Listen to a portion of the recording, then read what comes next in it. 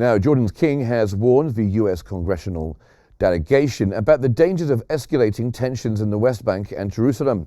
He stressed the need for increased international efforts to achieve a just and comprehensive peace based on a two-state solution.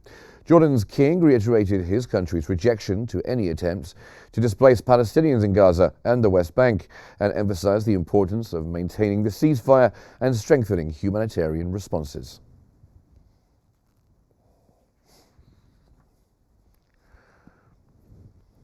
The Palestinian Prime Minister Mohammed Mustafa has emphasized that ending the Israeli occupation and establishing a Palestinian state based on the two-state solution is the only path to resolving the conflict and achieving peace. Mustafa called for practical steps to implement international resolutions, particularly UN Security Council Resolution 2735, which outlines a roadmap for this solution. He shared updates on the situation in Palestine, particularly escalating violence in the West Bank, and discussed efforts for Gaza's relief and reconstruction.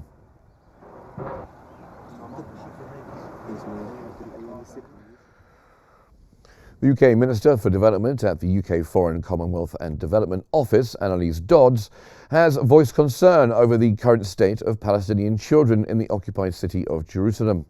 Dodds added that the Israeli order to close its schools and the immediate evacuation of the Kalandia Training Center is deeply worrying, while stressing that children's access to education must continue uninterrupted.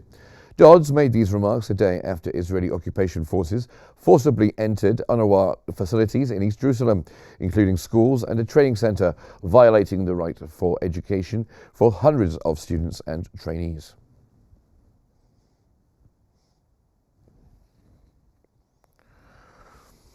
For the 31st consecutive day, Israeli occupation forces have continued their aggression on the city of Jenin and its camp, resulting in the killing of 26 Palestinians, dozens of injuries, and the displacement of thousands of civilians amidst widespread destruction, including the demolition of burning of homes.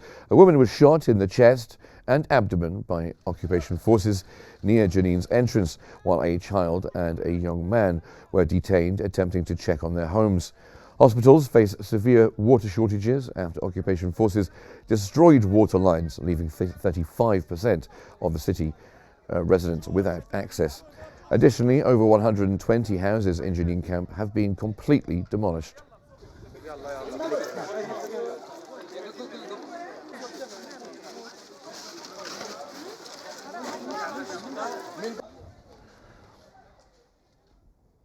The Israeli aggression on Tulkarm city and its camp has entered its 25th consecutive day and the 12th day on Nur Shams camp, amid military reinforcements accompanied by the demolition and burning of homes.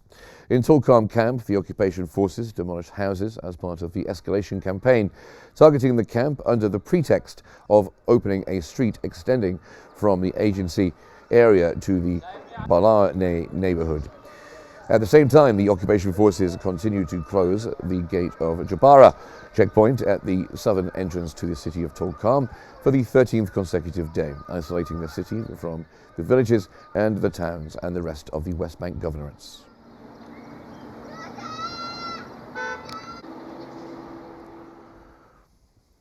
Israeli forces have launched a large-scale raid across several Palestinian cities and towns in the occupied West Bank.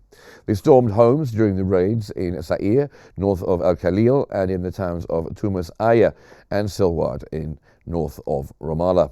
The raids also targeted the New Askar refugee camp east of Nablus and the Dahaisha refugee camp in Bethlehem, where several homes were also searched.